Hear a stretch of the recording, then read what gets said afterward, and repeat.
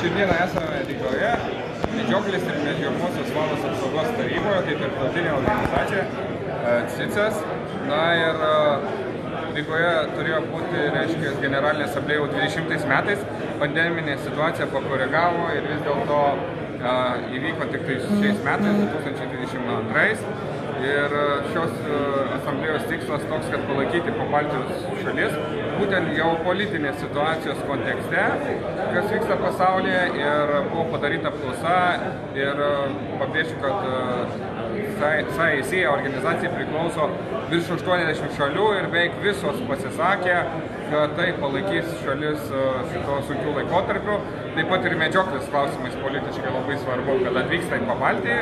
Ir ši generalinė asamblėja yra, nors vyksta Latvijoje, taip, dėkojom Latvijom už organizaciją, tačiau jinai jungtinė yra 3 Pabaltijos šalių, tai Estijos, Latvijos ir Lietuvos.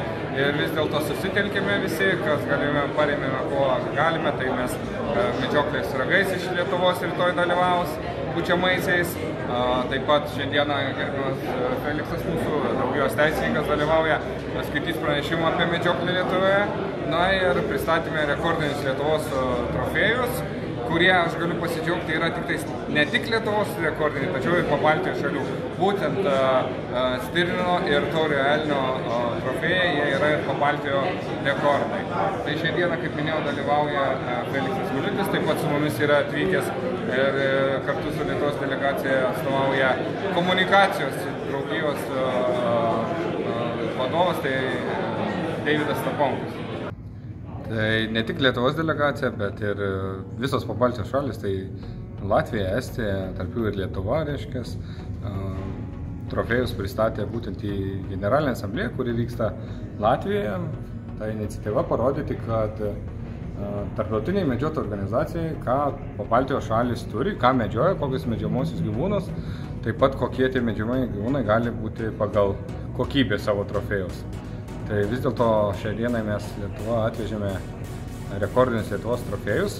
Reikia pripažinti, juos surasti nebuvo lengva, kadangi jie yra sumedžioti tai 70-ais, tai 80-ais metais tame tarpsnėje, kada populiacija buvo pakankamai stipri, ypač kalbant apie šernus. Šią dieną tą šerną trofėjinį tokį sunku surasti ir sumedžioti. Jeigu taip pristatyti, tai vis dėlto trofėjinis elnias, kurio balų yra 253, tai yra Žazeckio sumedžiotas būtent. Ir po kol kas Lietuvoje tokio nėra. Antro. Šis trofėjas yra padovanotas mano žemės Žagarės regioniniam parkui. Ir vis dėlto tas trofėjas yra eksponuojamas, prieinamas plačiai visuomeniai, kurie lankosi būtent šitame regioniniam parke. Gali pamatyti šitą elnią. Pats šviežiausias greičiausiai trofėjas tai yra 2017 metais Kovaliūno sumedžiotas Mindaugo Kovaliūno Danielius. Medžiotas berods Anykščiuose ir balai yra 195. Na ir toks dažnas trofėjas vis dėlto stirninas ir visiems tikrai įdomus objektas. Tai 2000 metais Vilniaus rajone sumedžiotas, reiškia, Kyvaro stirninas, kuris siekia 214 balų.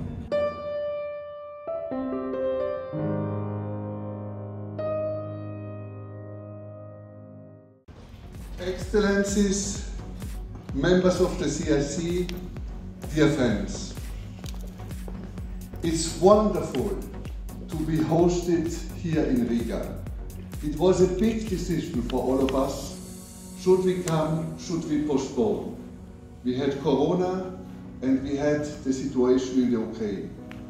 And about 90% of our members said, no, we go to Riga. We stick to this General Assembly in the Baltic states in order to send out a sign, a signal of support to the very countries here. Thank you for hosting us.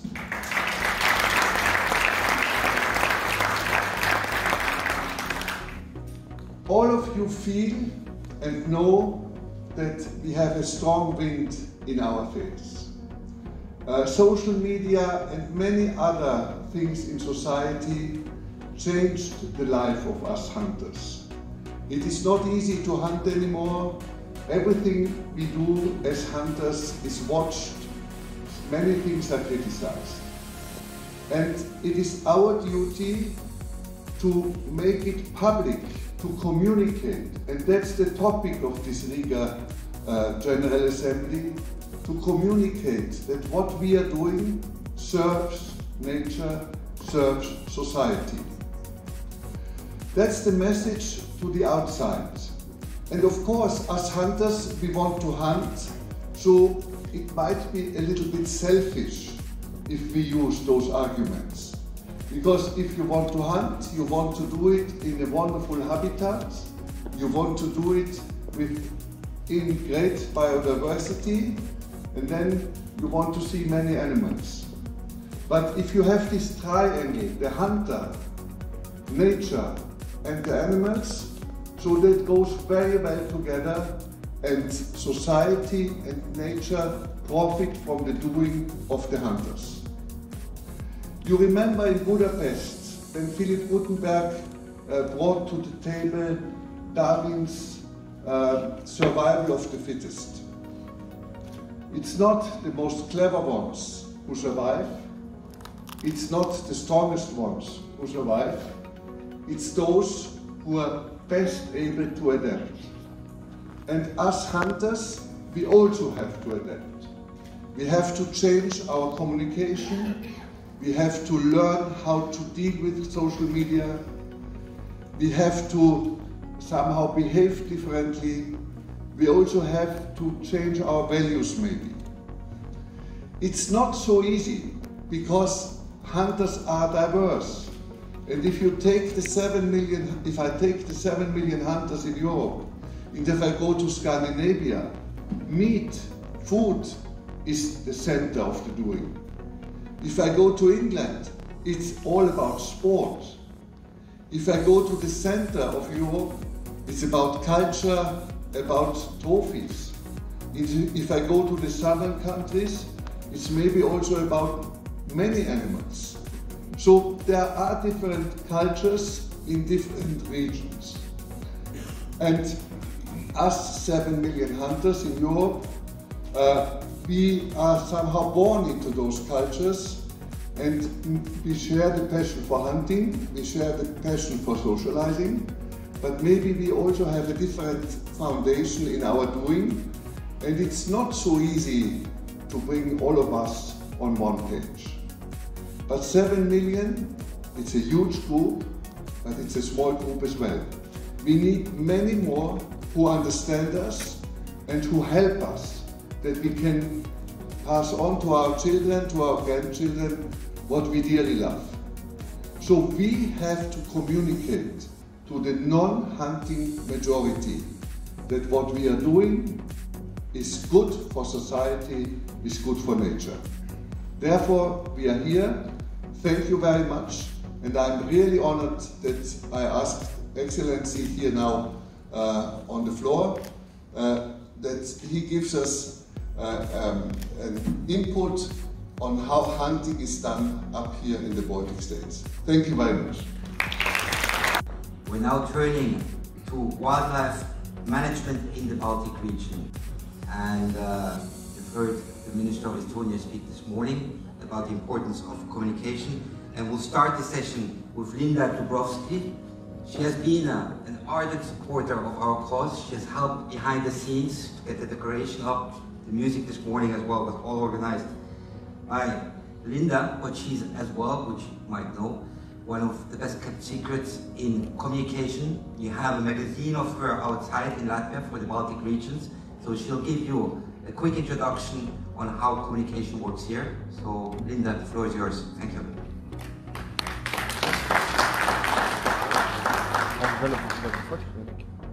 Mr. President, all friends, excellencies, I'm really happy to be here today. We have come a long way from Namibia, where I gave my last speech to the General Assembly, inviting you all to come to Latvia.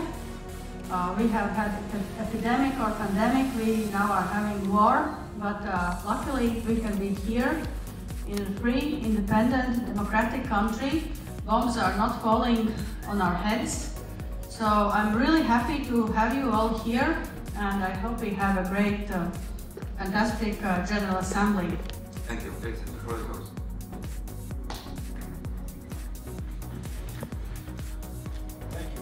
introduction. Dear ladies and gentlemen, I'm a lawyer.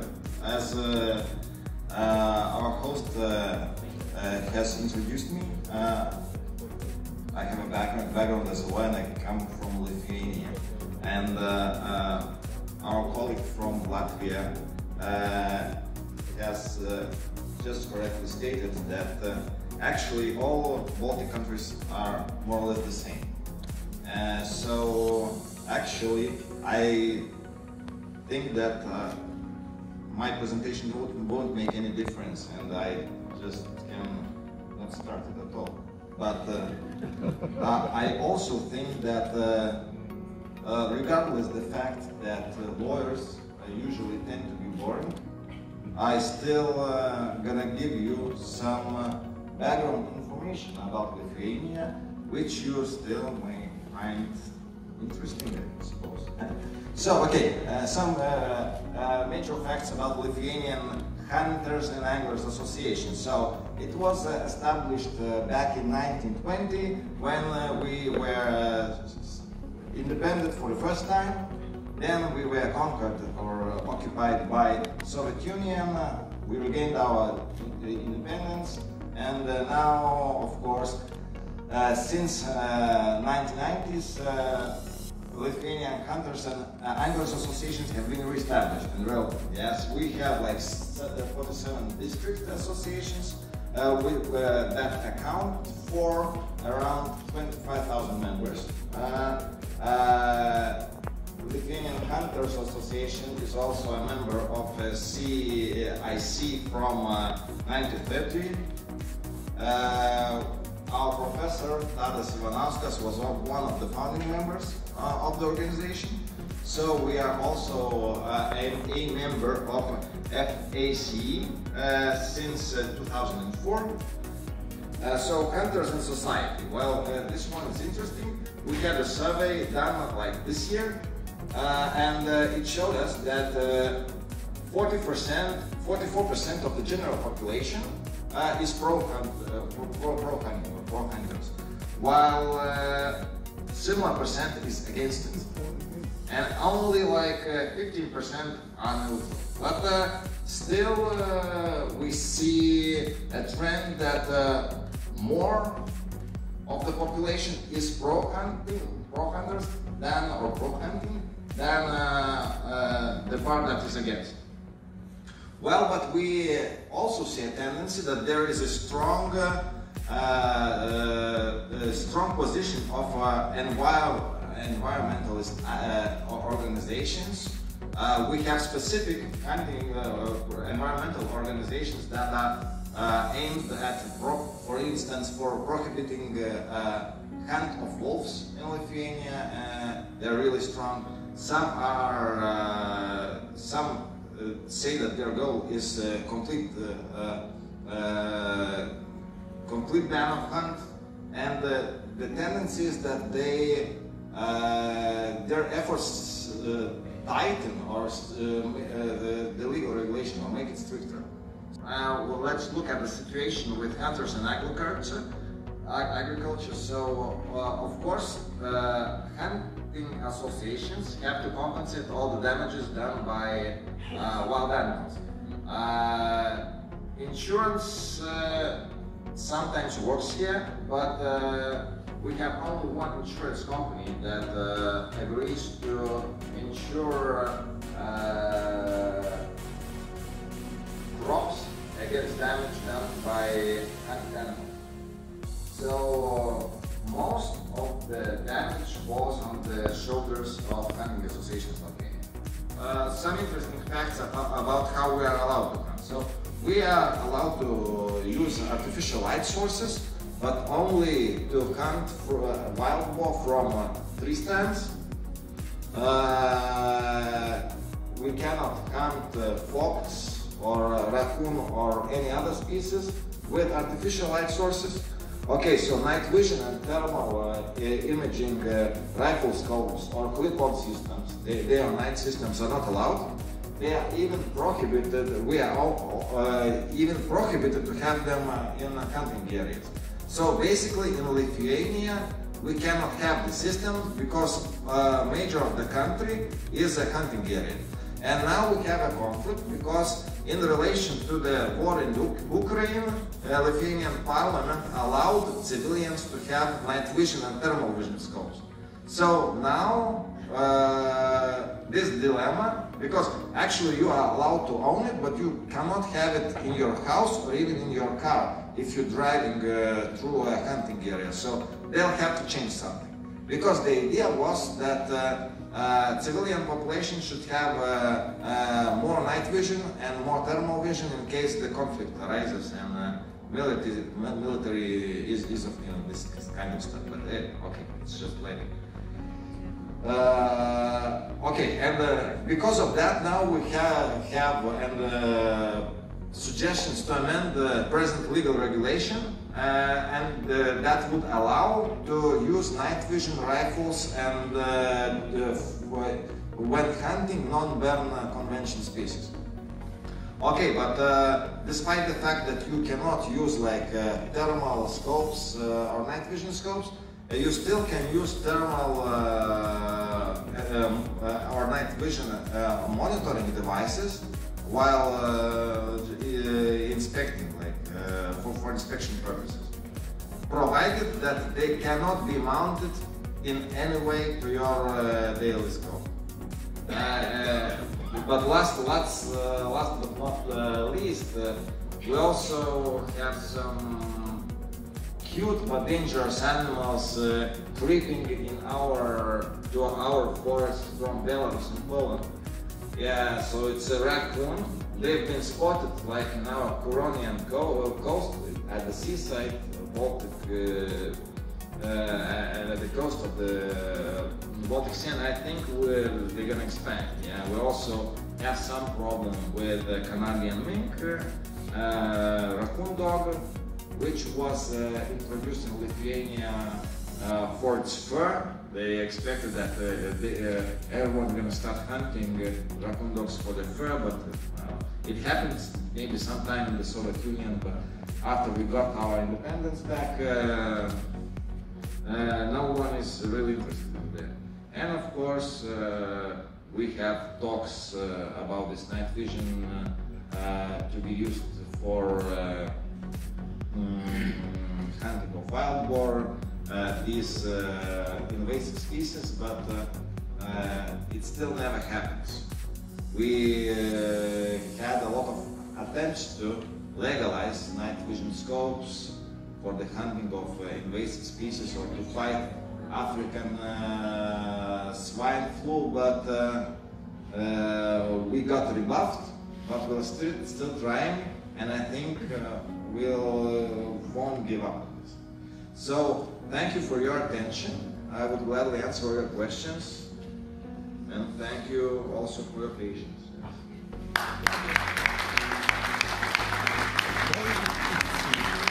Thank you so much, Feliksas.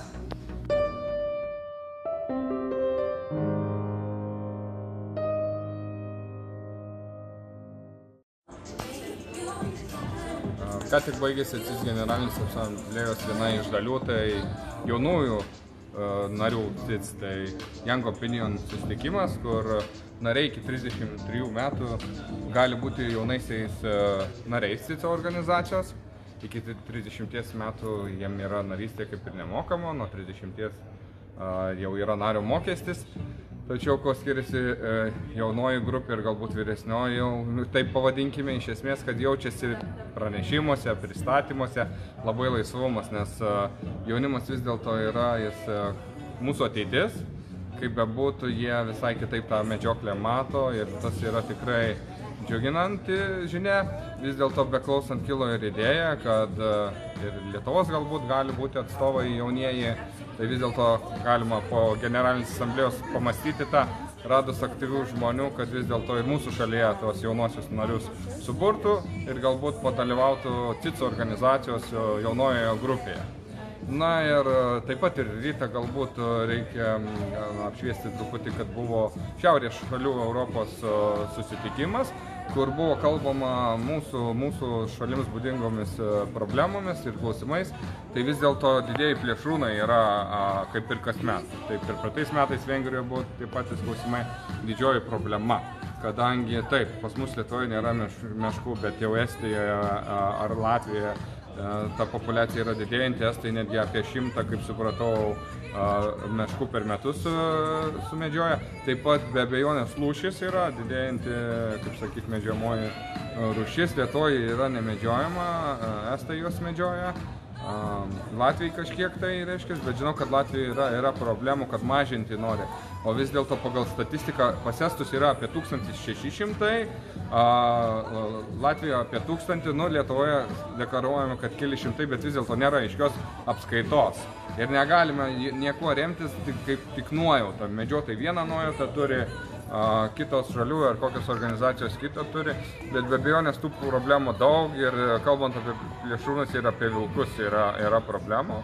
Ypač skandinavų šalyse galbūt mes tai dar vis tiek turime tam tikrą kvotą, limitą, kur dar jaučiame, kad reguliuojame, bet Skandinavijoje tos kvotos yra daug mažesnės ir kelia problemų tikrai nemažai.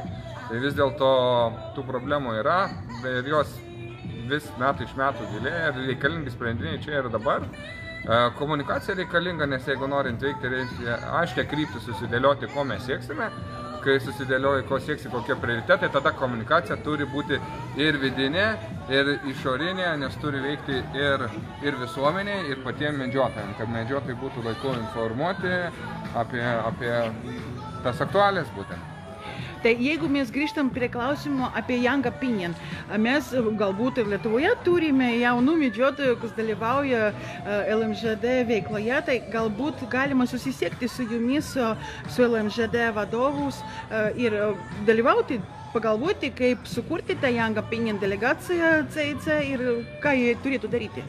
Taip, tai kadangi viskas karštai, ta mintis tokia yra ir jos gal nereikėtų padėti iš šono, o dabar tas tiesioginis mūsų, kaip sakyti, gal pokalbis, kas mato, kad galbūt jauni žmonės atsilieptų, kas nori tikrai būti, turi minčių medžioklės klausimais ir kas nori tarptautinės diskusijos tokios minčių, nežinot, tiek tu turi dalyvaudamas organizacijų tiek duoti, tiek imti tam tikrą momentą žinias, jas perteikti mūsų šalyje. Tai vis dėlto tos komunikacijos nebuvo, ją mes turim gilinti, gerinti, o kad komunikacija būtų, reikia turėti ir patikimą informaciją. Tai štai, jauni žmonės, jeigu turite iniciatyvas, galite tiesiogiai kreiptis į mane, tiesiogiai į draugiją, kontaktinius duomenis rasite internetinėme puslapyje, nepabūkite, paskambinkite, padiskutuosime, pakalbėsime, o galbūt kažką ir subursime.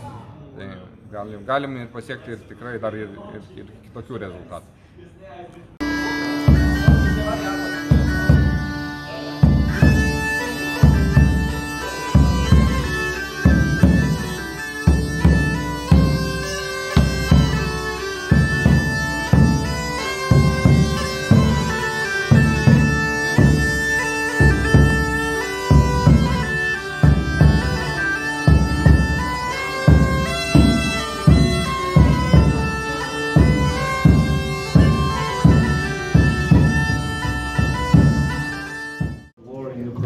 Something very personal for me. As Thomas said, my wife is Ukrainian, and the places you see destroyed in the TV, in the media, these are places I visited. These are places where my friends living at. So war is very personal to me. When you see something that you knew destroyed, that cannot move you. We, as the CIC, delivered generators, 6 generators. One of them ended up in Bucha, in Bucha. You probably heard about the city, the manslaughter near Kiev, so one of our generators is present in there. They were delivered to Chernihiv, which is destroyed. Our medical equipment was delivered to Ivano-Frankivsk, to Kharkiv, and it's saving people's lives, even now. When the war started, we delivered over 1,000 blankets to the Ukrainian refugees, the refugees inside the country. And my friend was distributing it.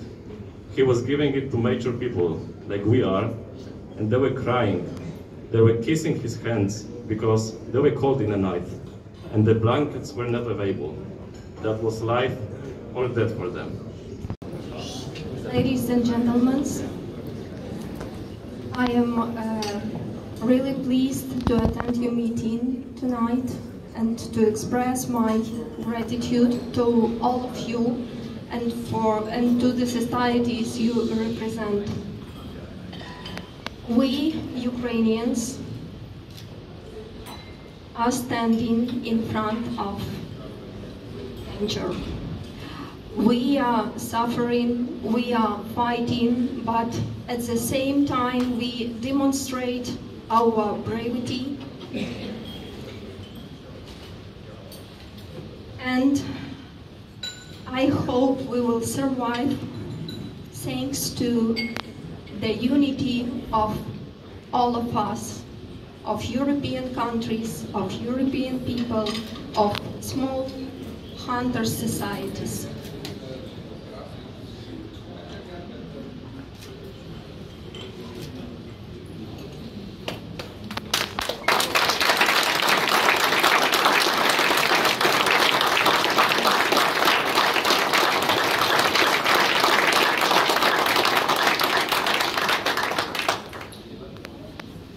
I would like to thank every kind person. I would like to admire in a very particular way Krzysztof, who is engaged in supporting and facilitating aid to Ukraine. Thank you so much. Dziękuję bardzo, Krzysiu.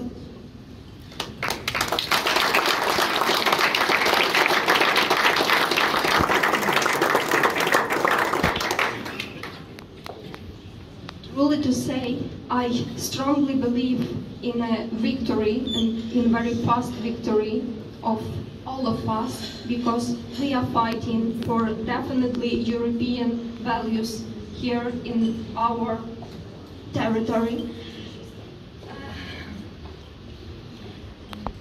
Still, I am very optimistic of a very fast ending of the events we have on our native land. And truly to say, I would like my countrymates to see in Europe, but like tourists, like businessmen, like hunters, and not like refugees. So again and again, thank you so much, each person, each society, each organization, each country of Europe, of everyone present here. Thank you so much for any kind of volunteering, any kind of support, any warm word we get from you, and any kind of donuts we get from you. Thank you so much, and as we say, glory to Ukraine, glory to heroes.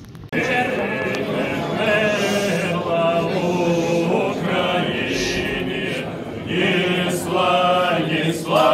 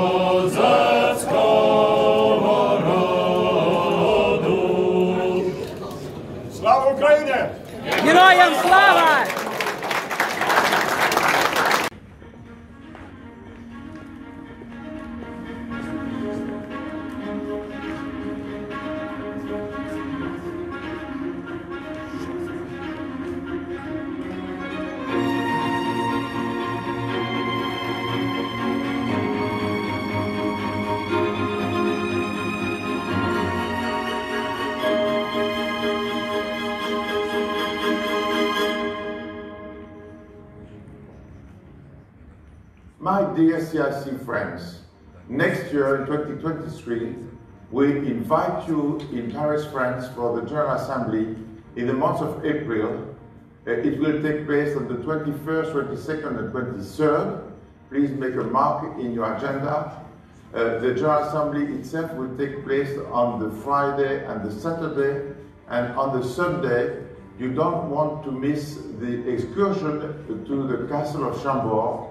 We have a full day at the castle with all sorts of events, including at night, drink on the roof of the castle, which is absolutely astounding, and candle dinner inside the castle, which will be unique. We privatize the castle for you on that Sunday. Since last year, we put a lot of efforts in preparing the program, and the whole board of the French delegation has unanimously approved the program, and we are really hoping to have you all in Paris next year. Thank you.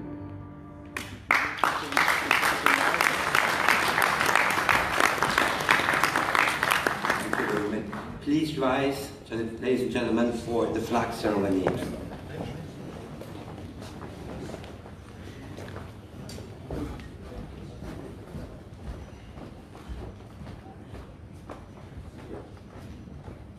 While they stand up, a few words, taking that moment.